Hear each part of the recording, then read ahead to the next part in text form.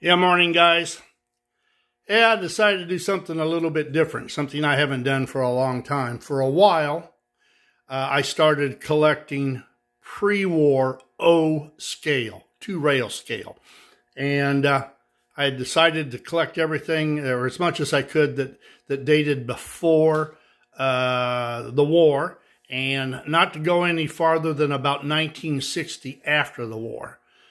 Well, you can't collect everything, and O scale takes a very large radius.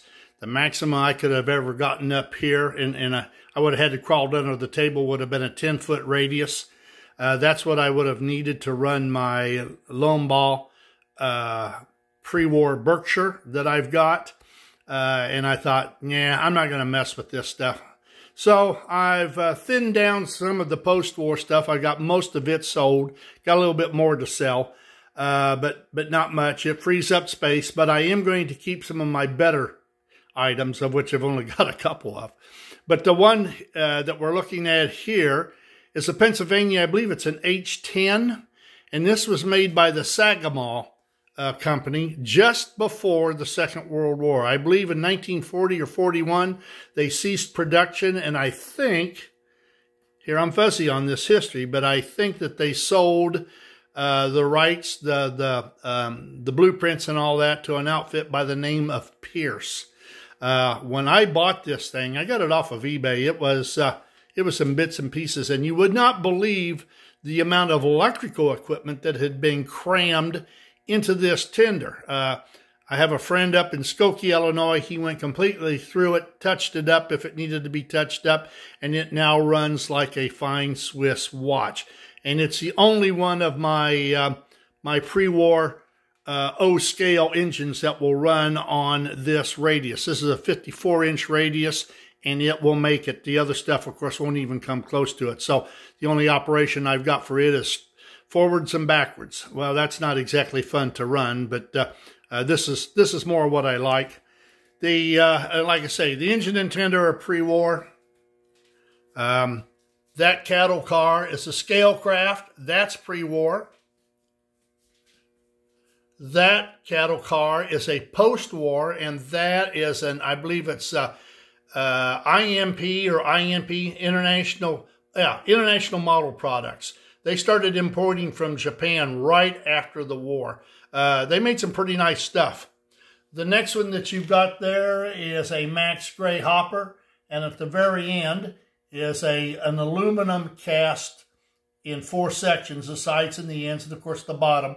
Probably made by Walters or one of the other outfits. What I got here that I can't run on this is a company by the name of Mini Loco. It's a die-cast boxcar. It is absolutely beautiful. That's how they put it all together. And the only reason I can't run it on this is because it does not have insulated trucks. It was probably set up for outside third rail. And all this stuff is runs on your regular 2-rail scale track. Now, what I'm using here is Gargrave's O-gauge.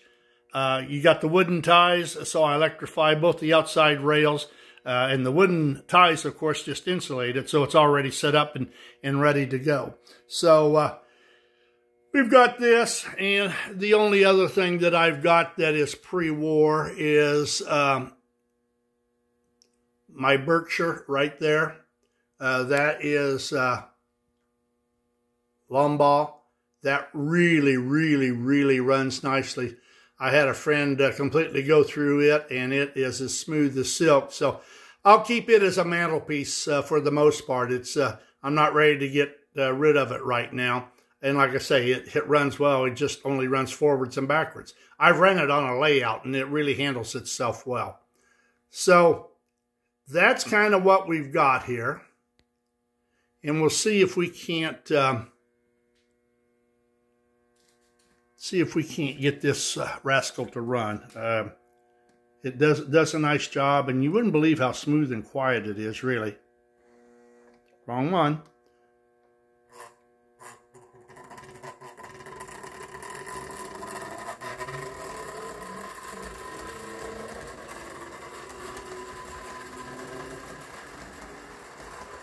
You can really make this thing creep.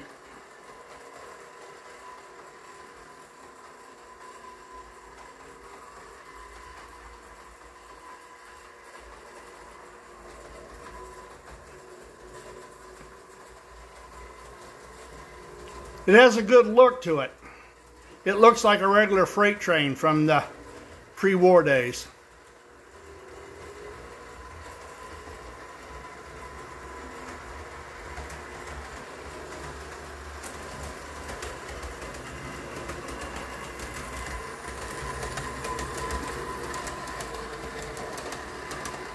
But it's kind of neat. Of course, I'm powering it cheap. I just use a rectifier, DC rectifier, and run it through my my Z. But I just thought I'd show you this. This is just kind of a sidebar of what I like to do. But there's too many other things in this world. You can't collect it all. You can't do it all. So it's maybe a good idea to pick and choose what you're going to do. So that's about it for the day. Enjoy the week, guys. It's Tuesday here in Central Illinois, and they're calling for a high of 90, but a low in the 40s by the weekend. Have a good one. Toodaloo.